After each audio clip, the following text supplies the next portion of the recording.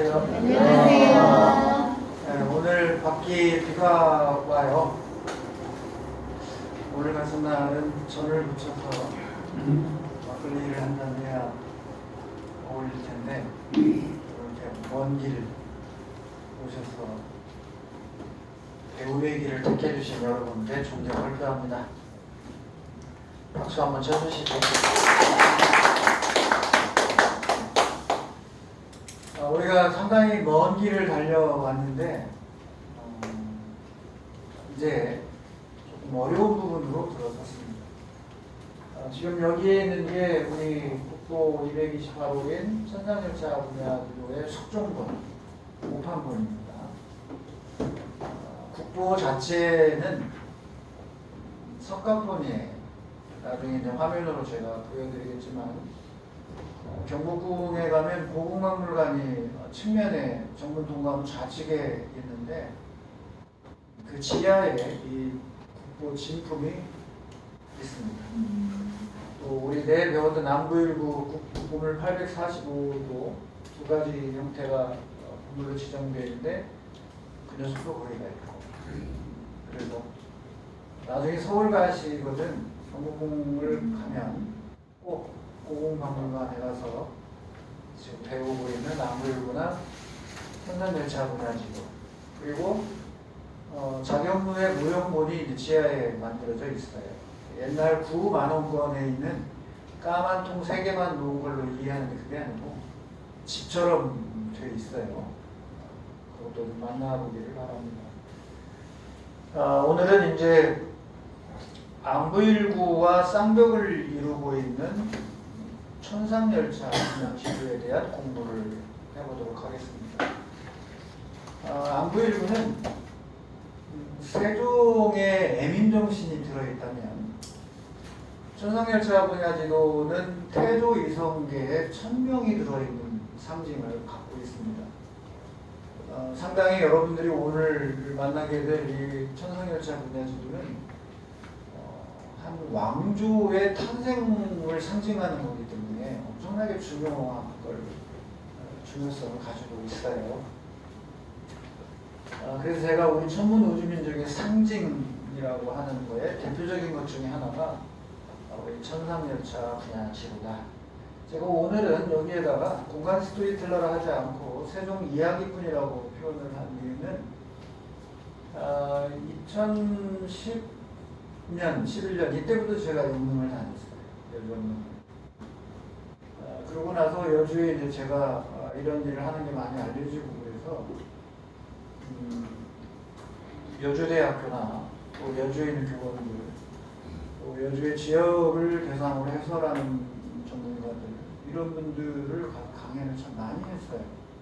그러다가 2016년, 17년 문화재청에 세종 유적관리소에서 이제 저에게 의뢰가 이제 왔어요. 그래서 요즘 세종대왕 영릉의 발굴조사를 하니까 제각이 지금 있는 제각이 아니라 옛날 제각터가 발굴이 됐어요. 그래서 대대적인 이전 정비 사업을 합니다. 세종대왕 영릉이. 그래서 이제 그런 작업 일환으로 과거에 이 영릉 입구에 있었던 세종전 건물이 좌측에 있었어요. 그리고 그 마당에 우리 천문대기 스물전 정도가 설치되어 있었는데 그거를 새롭게 옮기는 작업을 합니다. 새로 이전을 해서 주차장 좌쪽으로 입구로 지금 세종문화역사관 쪽으로 빼고 천문대기들도 다시 재배치를 하겠다고 해서 저에게 의뢰가 왔어요. 그래서 제가 이제 안부일구 오래 연구하고 또 천상열차 분야에 대한 관심을 갖고 혼자 공부를 하면서 나름 이제 안부일구의 제작 원리라든지 이런 것들을 스스로 밝혀내고 이런 과정을 통해서 우리 고천문 의기에 대한 관심이 많아졌고, 그래서 그거를 옮기는 거를 제가 스토리텔링을 하면서 새롭게 집단으로 뭉쳐있던 것을 영역별로 나눠서 스토리를 입혀서 재배치를 했어요. 이 재배치할 때는 이제 저하고 우리 천문관의 천문 지도사 활동하시는 최군 교수님, 우리 한국 아마추어 천문학 부회장님하고 저와 같이 도내에서 천문학으로 석사 논문을 썼던 분이기 때문에 그래서 그분과 같이 이제 자문위원이 돼서 옮기는 작업을 이제 같이 주도를 하고 재설치하고 그 재배치의 스토리텔링을 이제 제가 그동안에 가졌던 이 천문에 대한 감정이라고 할까 이런 느낌 이런 걸로 해서 민족의 어떤 민족과학의 자긍심, 우수성 이거를 담아내면서 태조 이성계의 천명과 세종 이도의 애민자주 이거를 좀 드러내게 하고 싶었어요 제가. 그래서 이제 4개 영역으로 그 작업을 펼쳐내게 됩니다. 자 그러면 또 이거를 가져다가 이 교재가 제가 다른 역사인문학 강의할 때는 많이 안 필요하지만 천문과 관련된 강의할 때는 꼭 등장하는 거예요. 제가 가르치고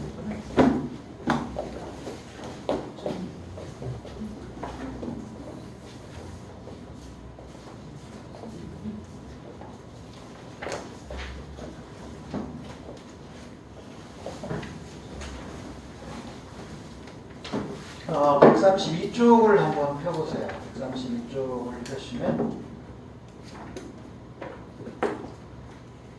이게 과거에 새로 이전하기 전에 영릉 남쪽에 영릉 정문에서 보면 우측편에 이 세종전이 있었다. 이 건물이 하얀 건물이 이 세종전이 있고 그 세종전 앞마당에 그림 아래 있는 것처럼 지금 보이고 있는 게 이제 혼상인데 혼상 우측으로 간이가 보이고 그 다음에 좌측으로 관천대가 보이고 그 아래 뭐 규표니 뭐니 이런 것들이 죄다 다 뭉쳐 있었어요. 이렇게 한 곳에.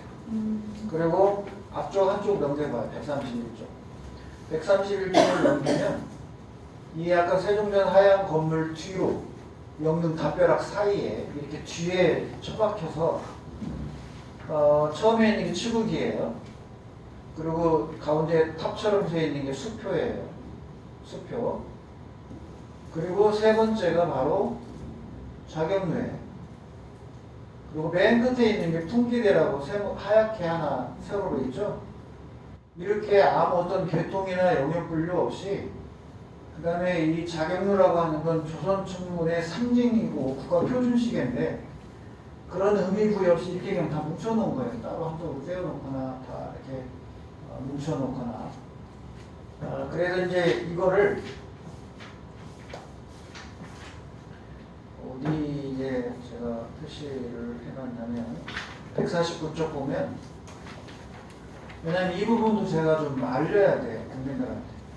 그래서 영등에 가면 그냥 휘익하니 다녀오지 말고 왜 이 과학기기들을 이걸 이전 배치할 때 짠 사람은 이런 의도로 했는가 그걸 알고 보면 더 뿌듯해지죠. 근데 모르죠. 누가 4개 영역으로 나눠서 해놓은 걸 어떻게 하겠어요. 그래서 2017년도에 제게 왔던 이전 배치의 배치도예요. 그 그림이 149쪽에 있는 게.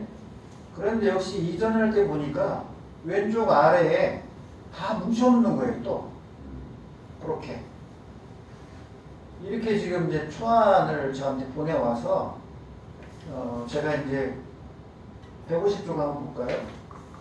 150쪽에 보면 이와 같은 배치를 했어요. 세종전 뒤로 4개, 세종전 아래쪽으로 2, 4, 6, 8, 10, 12, 13 물론 이제 2개씩 있는 것도 있으니까 더 되는데 그리고 오른쪽에 혼민문 그 문으로 올라가면 이제 세종이 누워 계시는 영릉 이렇게 돼 있었어요. 이거를 이제 제가 151쪽에 7가지 목표를 잡고 의견을 주고 그러고 나서 152쪽에 이러한 모형의 배치도를 제가 이제 꾸며냈어요.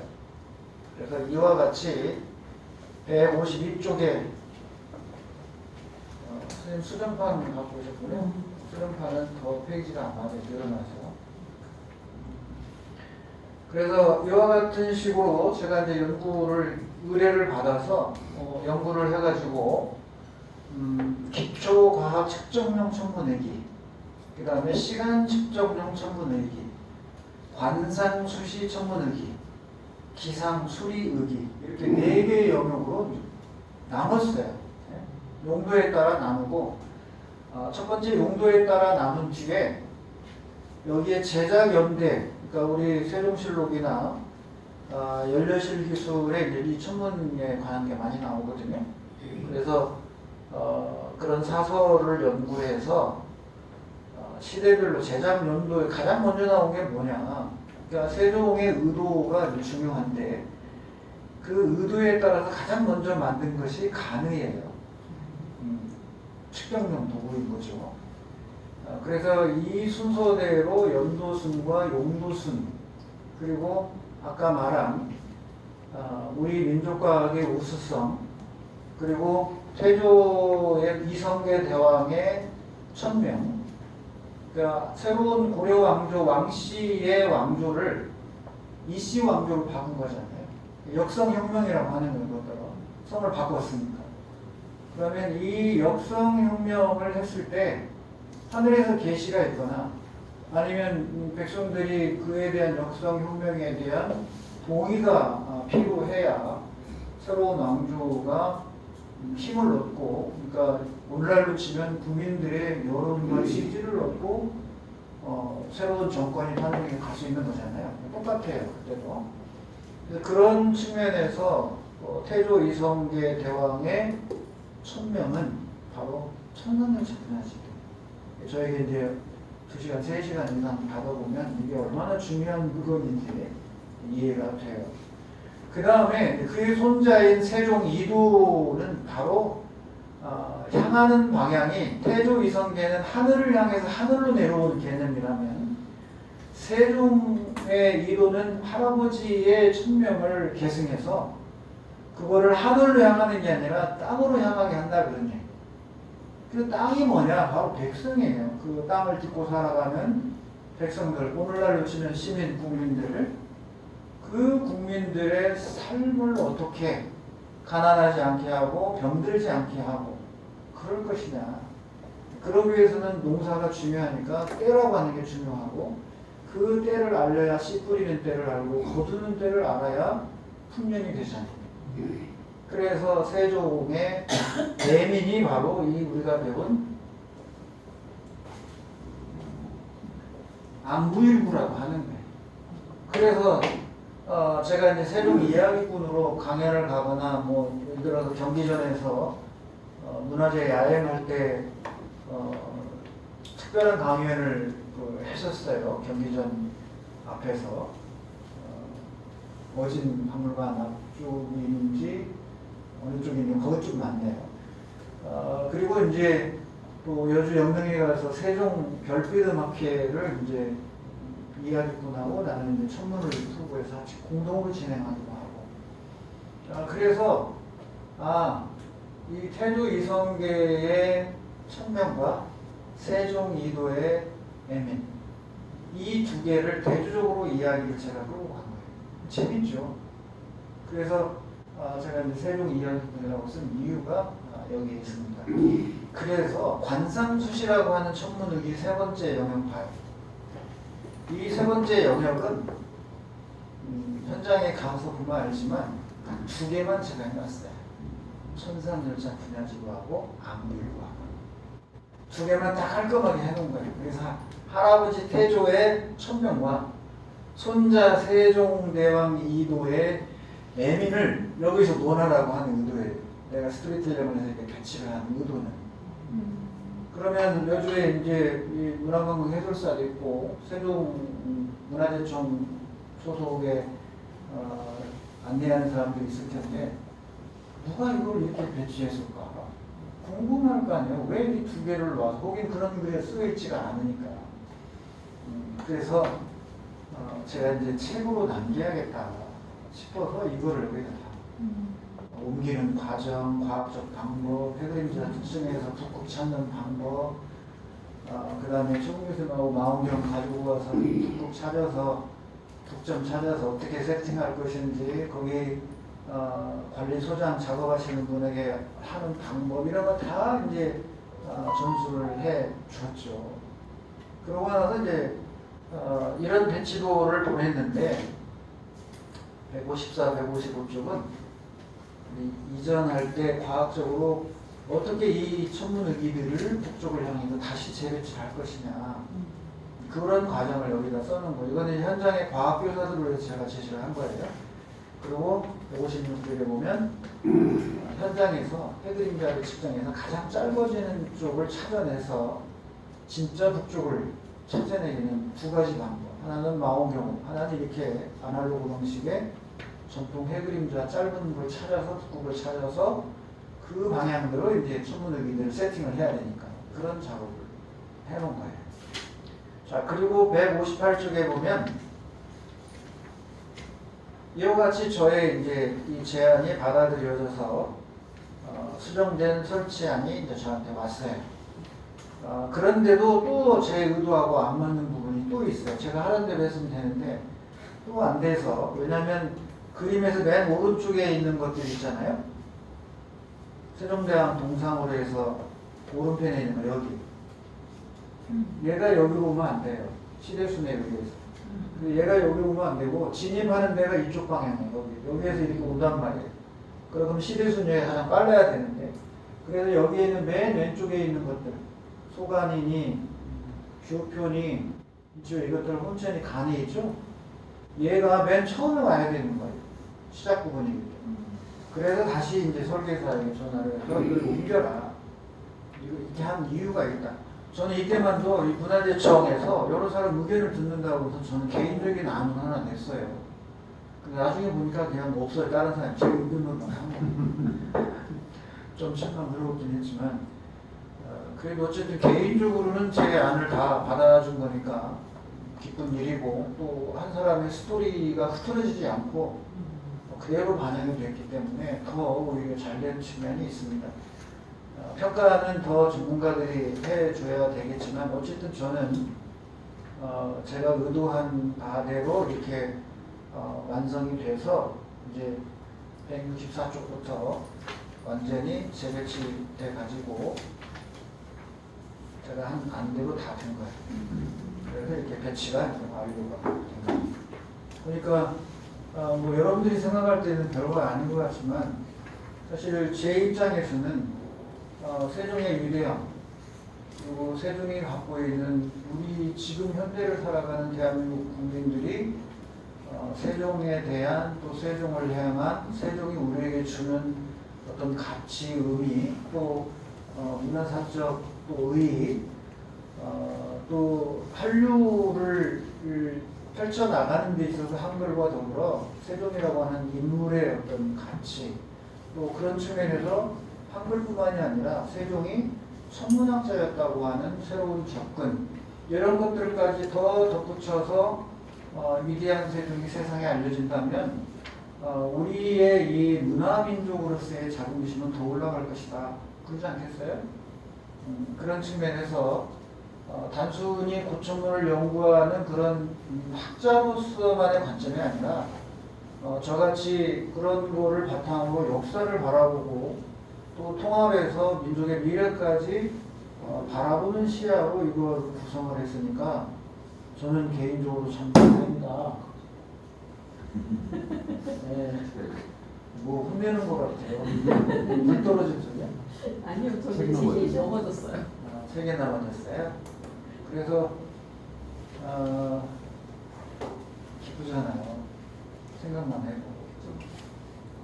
누가 알아주든 알아주지 않든 국민의 한 사람으로서 세종을 진정으로 흠모하고 존경하고, 우리에게 세종이 있다고 하는 이 자부심은 세계 어디에 내놔도 누구도 따라올 수 없는 위대함 아니겠어요?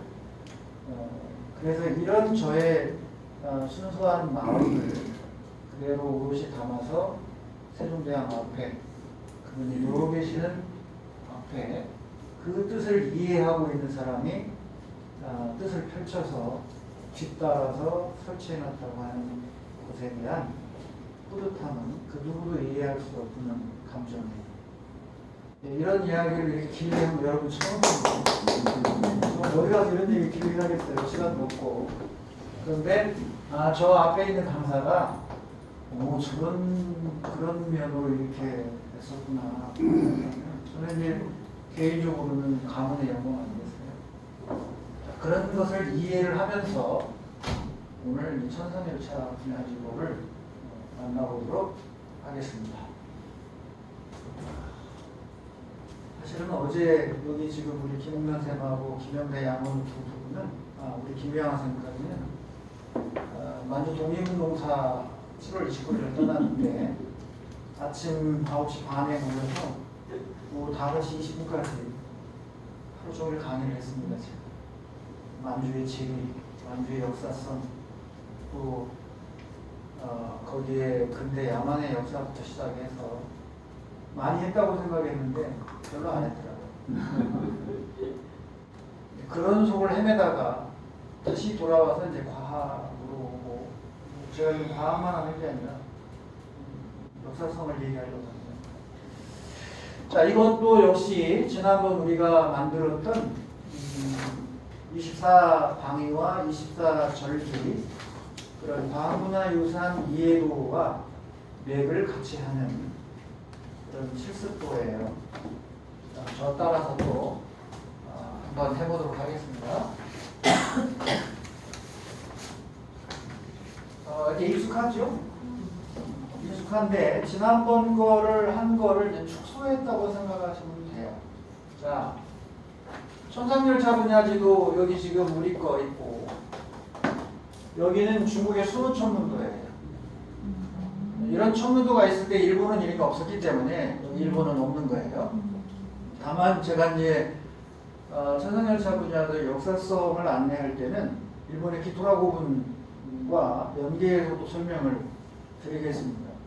여기 작년에 1월에 일본 갔다 오신 분들은 직접 기토라고분하고 다카마츠치카 부분을 가서 사신도와 우리 별자리에 대한 거를 보고 오셨으니까 더 이제 생동감이 나겠죠. 주변에 내 1월에 가져오셨어요. 이거 기억나요? 17일부터 동지를 모아요. 30명 이상 가요. 숙제입니다. 자, 그러면 이제 24방위 때는 이 외곽의 테두리가 세 가지 영역이라고 했죠. 12지, 10간, 8개 이 영역에서 24개를 뽑아서 만들었다면 어서 오세요. 천상열차 분야 지도는 그러지가 않아요. 여러분들 지금 만화 그린 거 있죠? 그거를 접어서 자기 폰 안에 놓고 우리 조변쌤은 행복 안 해고 앞에 앉으면 온전히 다 차지했는데 그 외곽이 이거예요. 지금 보면 외곽을 한번 보세요. 외곽이에요.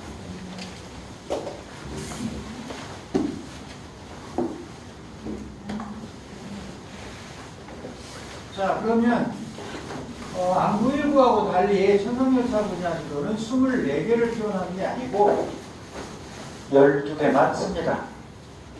12개만. 그럼 12개면 뭐예요? 8개예요? 10간이에요? 12지예요? 12지예요. 그래서 여기서부터 4에 자, 쓰면서 따라와 보시는 겁니다. 그리고 위에 그림은 보시고 그 다음에 안구일구에서는 이 방향으로 돌아갔죠, 오른쪽으로. 그러나 천상열차 분야지도는 반대로 돌아갑니다. 이유가 있어요. 안구일구는 지금 제가 설치한 대로 이대로 놓는 거예요. 그러면 여러분들이 보기에 오른쪽이 남쪽이고 왼쪽이 북쪽이에요. 해가 있는 쪽이 남쪽이어야 되니까. 그럼 영침이 여기에 있으니까 이렇게 됐잖아요. 그런데 이 안구일구는 사람이 위에서 아래로 가요. 위에서 아래로 내려다보는 게 안구일구예요. 그런데 천상열차 분야지도는 땅에 놓고 보는 게 아니에요. 들어서 하늘로 올려서 보는 거예요. 자, 이게 지금 천상열차 분야지도인데 천상열차 분야지도를 땅바닥에 이렇게 놓고 보는 게 아니고 얘를 들어 올려야 돼요. 이렇게. 아, 이런 식으로 들어 올리기 때문에 보세요. 이 여기가 바로 서쪽이에요.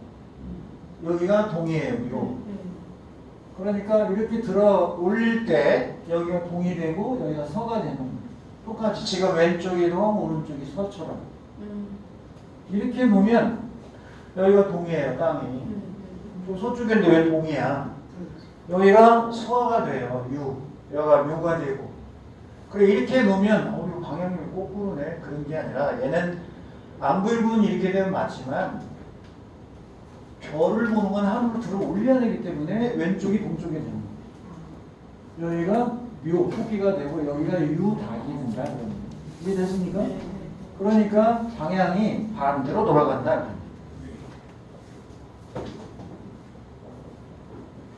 그래서 축은 어디로 간다? 일로 가는 게 아니고 반시계 방향으로 돈다.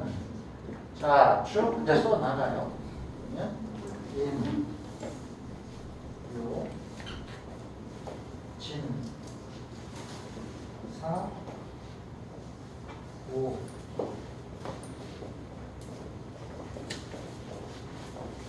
이게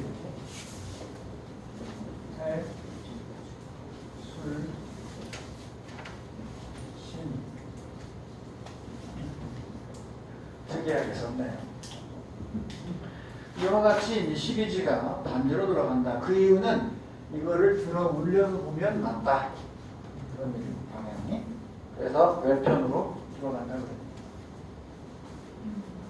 자, 그러면 이제 지난번에도 얘기했지만 여기에 몇 봉이 있다? 오봉이 있는 거죠. 그래서 해가 어디에 들어간다고 그랬어요? 여기서 보면 좌측이 해지만 여기가 해로 들어간다고 그랬죠. 왜? 안쪽에서 기준한다. 이게 왼쪽이고 해고 이게 양이에요. 오른쪽에 음이 된다.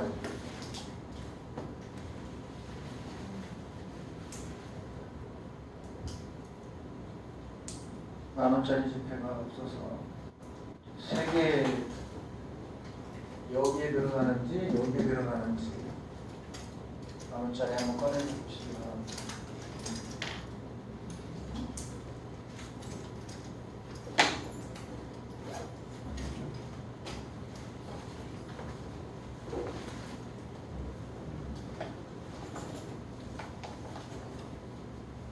상봉물이 몇 개 들어가요? 맞아요. 맞아요? 네. 세 번째 네, 맞아요. 가운데 세 개. 가운데가 3개 들어있었나? 네. 그래서 이 오봉이라고 하는 것이 그러니까 음양이잖아요. 음양 오봉인데 이거를 그래서 1월 오봉도라고 해요. 1월 오봉도라고 하는데 사실은 오봉의 의미는 오행의 의미가 담겨 있다 이렇게 해석을 할 수도 있습니다. 5개의 오행성을 의미할 수 있다. 자, 역시 아까 지난번에 했던 안구일구의 실습도처럼 여기는 뭐가 돼요? 여기가 청룡이 아니고 백구가 돼야 돼요. 왜냐하면 유닭이잖아. 닭. 서쪽이니까 여기가 서예요. 서. 그러니까 청룡은 여기에 들어가 있는 거예요. 근데 여러분 지금 실습지 보면 파란색이잖아요. 네. 그 이유가 그거예요. 그 다음에 이제 주작이고 현무고 그리고 황룡이다. 이렇게 이해하시면 됩니다. 이익은 똑같아요. 그런데 24방위와 24전리 실습도에서는 이 오신이 중요하지 않았지만 여기서는 이게 이제 결정적인 중요성을 가져야 돼요. 안구일구에 보면 천상열차 분야지도에 보면 어디에도 사신 그려져 있지 않아요. 그죠? 안 보입니다. 없어요. 은하수는 있어도. 그런데 이게 여기 설명문에 들어있어요. 그거를 이제 저랑 이거 완성하고 하나씩 확인해 나갈 겁니다. 자, 그러면 청룡에 해당되는 이 칸, 현무에 해당되는 간, 백호에 해당되는 간, 주작에 해당되는 간. 출발은 청룡부터입니다. 그래서 여기에 지금 제가 왜 오른편에 써놨잖아요. 동방칠사 또는 동방칠수, 네. 북방칠사 또는 북방칠수. 여러분 숙박할 때 수가 있죠? 잘숙자. 그게 별자리 수도 됩니다. 별자리 수. 별자리를 나타낼 때 그 자를 써요. 숙박할 때 수를. 서방칠사, 서방칠수. 남방칠사, 남방칠수. 이러한 28수에다가 3원, 원이 3개 있어요. 그러니까 담원자를 쓰는 거예요. 그래서 잠유원, 태미원, 천시원. 이 잠유원은 북극이 있는 곳의 담자락을 잠유원이라고 해요. 그래서 천상열차 분야지도에 여러분 가운데 원 주국원을 보면 한가운데 주국원 봐요. 거기에 보면 별자리가 2개가 이렇게 쳐져 있어요. 이렇게. 그거 찾아져요? 이걸 말하는. 그래서 동잠유원, 서잠유원 이렇게 나누는데 그거는 쉽게 얘기하면 하늘의 중심이 있는 곳을 말해요. 인간 세상으로 말하면 황제가 있는 곳, 임금이 있는 곳. 그거를 잠이궁이라고 해요. 잠이궁. 그 잠이궁궐이 지상에 인간 세상에 황제 국가 같으면 황제가 있는 궁궐이요. 임금이 있는 것 같으면 임금이 있는 궁궐이 되는 거예요. 그 궁궐을 감싸고 있는 외곽의 테두리 2개가 바로 잠이원이 되는 거예요. 잠이궁을 감싸고 있는 거예요. 그래서 동쪽에 있는 건 동잠이원. 여기서는 왼쪽에 있는 게 동잠이원이에요. 그림에서는 이렇게 동잠이원, 서잠이원. 그 가운데 북극 5성이 있어요.